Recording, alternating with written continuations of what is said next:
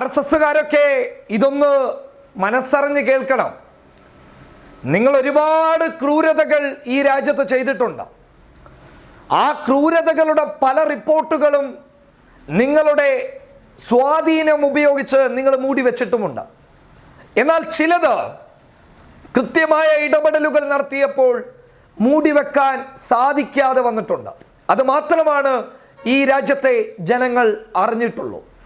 ഡൽഹി കലാപവുമായി ബന്ധപ്പെട്ട് നിങ്ങൾ വ്യാപകമായ വ്യാജ പ്രചരണങ്ങൾ അഴിച്ചുവിട്ടിരുന്നു. കലാപത്തിന് പിന്നിൽ മുസ്ലിങ്ങളാണെന്ന് നിങ്ങൾ വരുത്തി തീർത്തു. എന്നാൽ ദാ ഇപ്പോൾ ഡൽഹി പോലീസിന്റെ റിപ്പോർട്ട് വന്നിരിക്കുന്നു. അതായത് അമിത്ഷായുടെ കീഴിലുള്ള സ്പെഷ്യൽ പോലീസിന്റെ റിപ്പോർട്ട് കോടതിയിലെത്തിയിരിക്കുന്നു. അവർക്ക് പോലും മറച്ചു വെക്കാനാകാത്ത ആ ഞെട്ടിപ്പിക്കുന്ന റിപ്പോർട്ട് കണ്ട് രാജ്യം തന്നെ ഞെട്ടി വിറങ്ങലിച്ചു പോയി.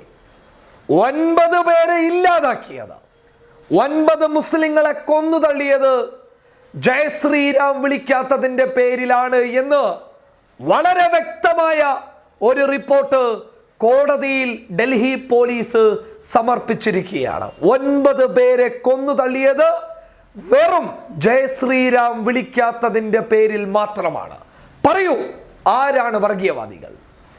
ജയ ശ്രീരാം നിർബന്ധിപ്പിച്ച് മുസ്ലിം സമുദായത്തിൽപ്പെട്ടവരെ കൊണ്ട് വിളിപ്പിക്കുന്ന നിങ്ങളെപ്പോലെയുള്ള സംഘികളല്ലേ ഈ രാജ്യത്തെ ഏറ്റവും വലിയ വർഗീയവാദികൾ? പിന്നെ എന്തിനാണോ നിങ്ങളടങ്ങുന്ന ആളുകൾ മുസ്ലിങ്ങളാണ് ഈ രാജ്യത്തെ വർഗീയവാദികൾ എന്ന് പറഞ്ഞ് ദിനം പ്രതി പ്രചരിപ്പിക്കുന്നത്? ഞെട്ടിപ്പിക്കുന്ന റിപ്പോർട്ടല്ലേ. 9 പേരെ ഇല്ലാതാക്കിയത് ഒരു ദൈവത്തിന്റെ പേര് വിളിക്കാത്തതിനാലാണ് എന്ന് പോലീസാണ് പറയുന്നത്. അമിത്ഷായുടെ നേതൃത്വത്തിലുള്ള അന്വേഷണ സംഘമാണ് പറയുന്നത്, ഞങ്ങളല്ല. ഗുരുതരമായി ചിന്തിക്കണം. എത്ര ഭീകരമായ ഒരു സാഹചര്യമാണ് ഡൽഹി കലാപത്തിൽ സംഭവിച്ചിട്ടുള്ളത്.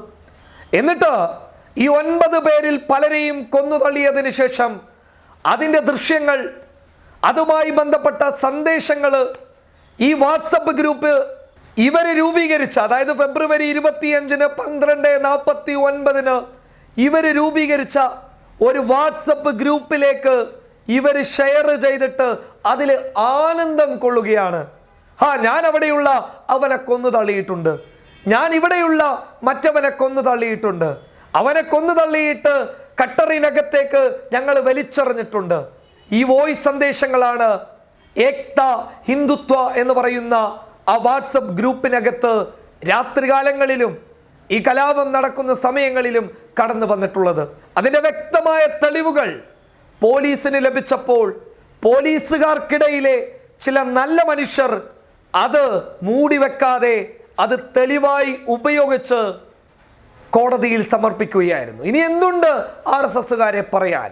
ഈ രാജ്യത്ത് നല്ലവരായ മുസ്ലിങ്ങൾക്ക് ഒരു പ്രശ്നവുമില്ല എന്ന് പറഞ്ഞു നടക്കുന്ന നിങ്ങൾ ഈ നിരപരാധികളായിട്ടുള്ള 9 മുസ്ലിങ്ങളെ കുറിച്ച് എന്താണ് പറയാനുള്ളത്?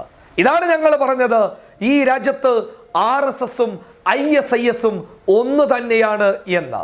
അതായത് ഇസ്ലാമിക് സ്റ്റേറ്റിന്റെ പേരിൽ നടത്തുന്ന തീവ്ര വിഭാഗമുണ്ടല്ലോ, ISIS എന്ന് പറയുന്ന, ആ ISISും RSSും ഒന്ന് തന്നെയാണ് എന്ന് ഞങ്ങൾ പറയാനുള്ള കാരണം ഇതുപോലെയുള്ള ഞെട്ടിപ്പിക്കുന്ന സംഭവങ്ങളെ അടിസ്ഥാനപ്പെടുത്തിയിട്ട് മാത്രമാണ്. 9 പേരെ കൊന്നു തള്ളിയത് ഒരു ദൈവത്തിന്റെ പേര് വിളിക്കാത്തത് കൊണ്ട് മാത്രമാണ്.